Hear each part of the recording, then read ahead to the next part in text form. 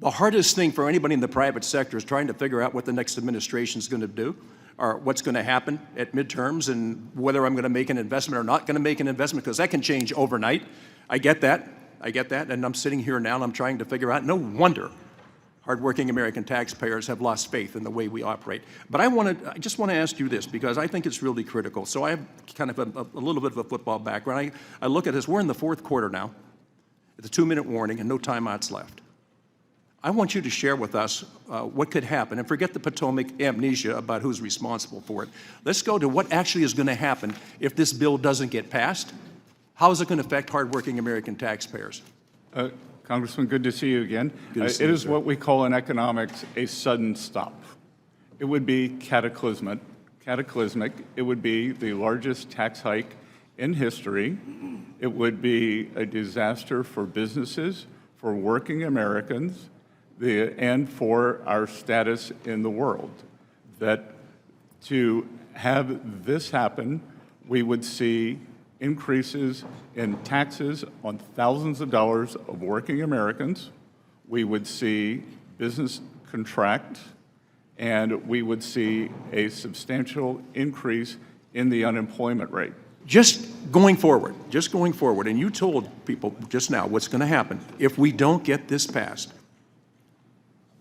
So what is it that, in addition to what we could do, that we're not already doing? Congressman, it is certainty and permanence. As we have seen, the corporate tax rate is permanent.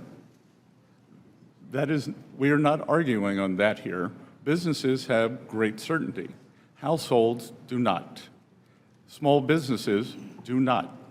And this administration, myself especially, given my small-town roots, they are laser-focused that Main Street can do well here.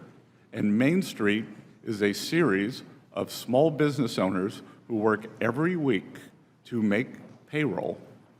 On average, 9 employees, family-owned, and this would be cataclysmic for them.